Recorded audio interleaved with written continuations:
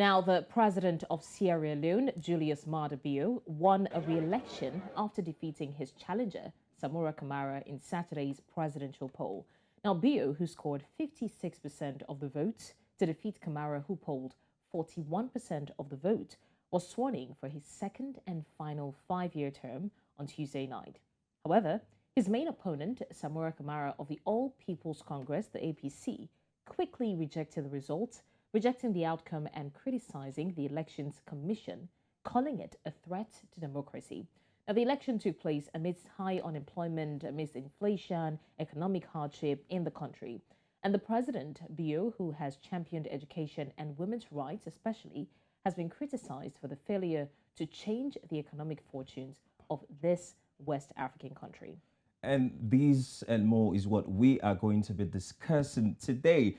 Naturally, we do take a package, but to have more time to be able to look into this, we'll have joining us is the acting director of media, Asmieu, and of course, Lawrence Williams, a publisher and editor from Fritong Post newspaper.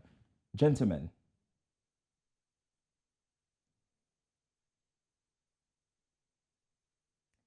Please confirm you can hear us, gentlemen. Good afternoon. Good evening. Good afternoon, whichever the case may be. Thank you so much for joining us on the show today. Okay, so let's just move on with you while we wait for the other guests to come in. Let's understand this. First of all, what are your thoughts? President Bio's victory and re-election. A lot of people have graded this based on the fact that his first term tenure was maybe good, and of course they're giving him a second chance to do this. But let's rate the process: selection or election for you. Well, that would be very difficult for me to state in particular, for the very fact that it was an election, even though there are concerns around elections, and those concerns emanated from the fact that there were significant logistical delays or problems with the voting process, particularly for Freetown and other areas which are considered opposition strongholds. And again, there are concerns about the tallying process, the tabulation of the results. And of course, we have a local watchdog, elections watchdog group, the National Elections Watch, which sort of verify, or fact check the ECSL's data. And in their own verification statement, it came out clearly from them that neither of the political parties, in this case, the presidential candidate, actually met the 55% constitutional threshold to be declared winner of the election in this first round. That is according to the new, and they have their own statistics, they have their own data. Now, that, in fact, that statement was made on the backdrop that Niyi deployed about 6,000 observers across the country, covering all polling centers. There were about a little over 3,000 polling centers and about 11,000 and more polling stations.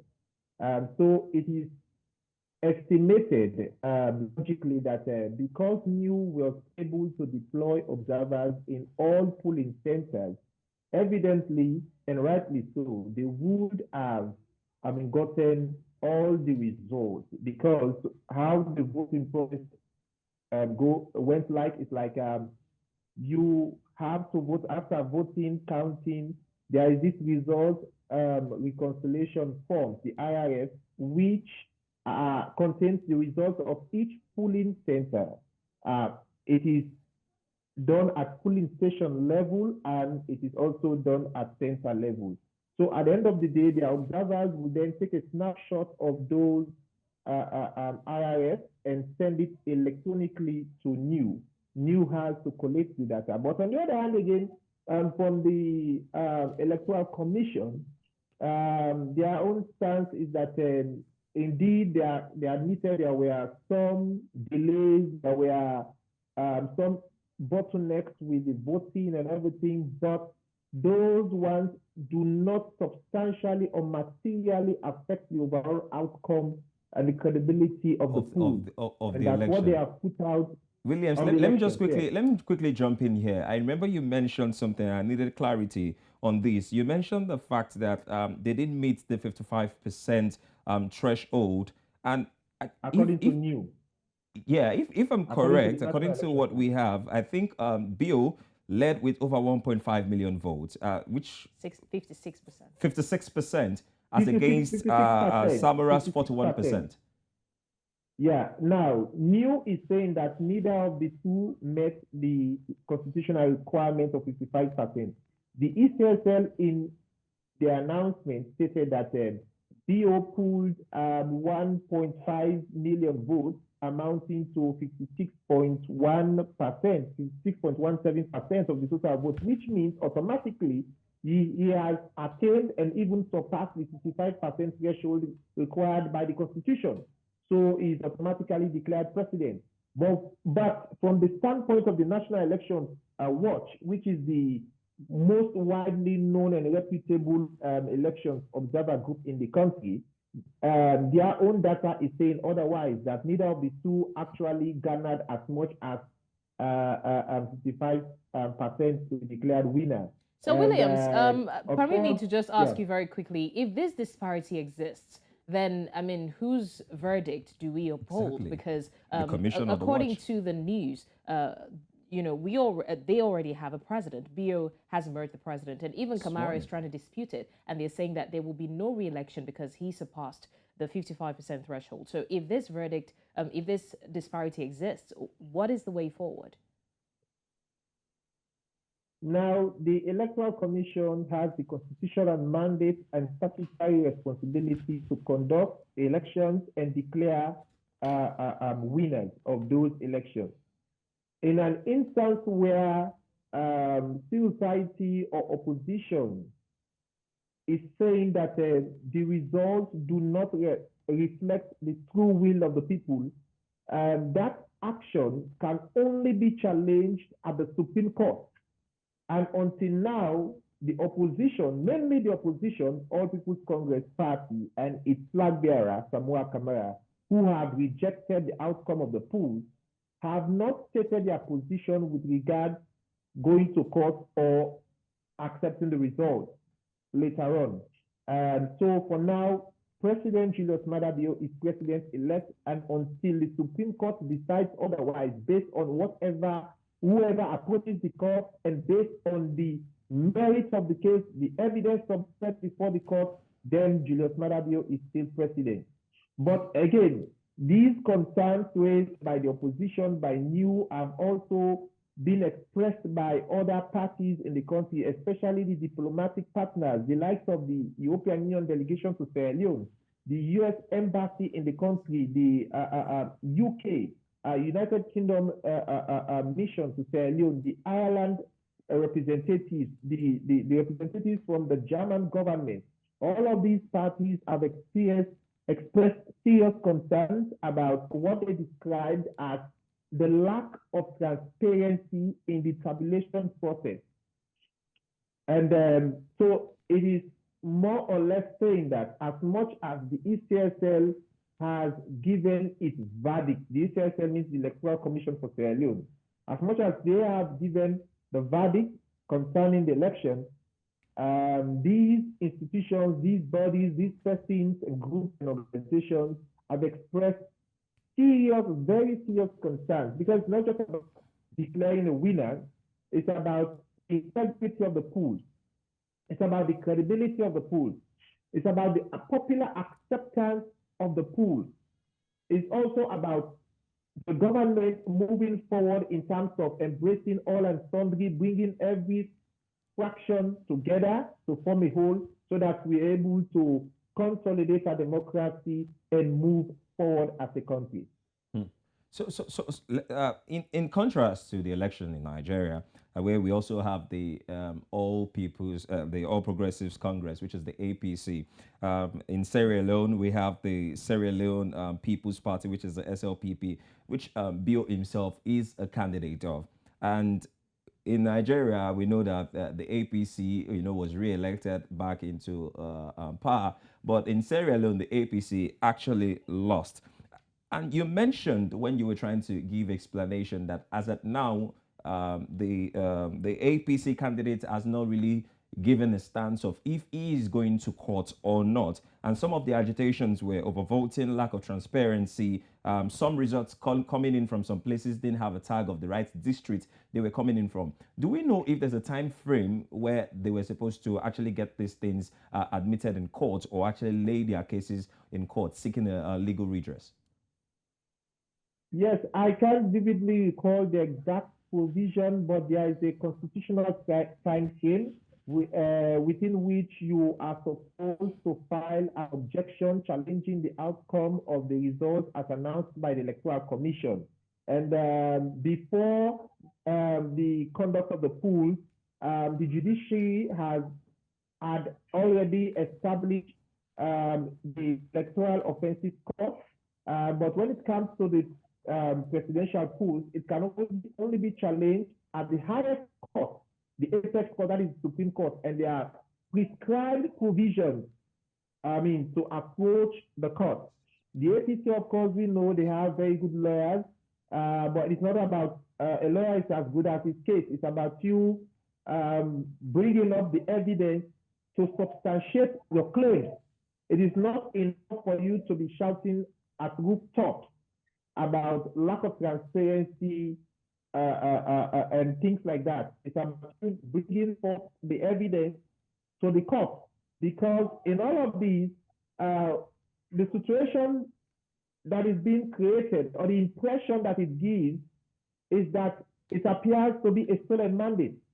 And if you are saying or implying that this is a stolen mandate, you have a responsibility, you bear a legal, moral duty. At the very least, you owe it to your supporters, your membership, to now challenge these issues at the Supreme Court.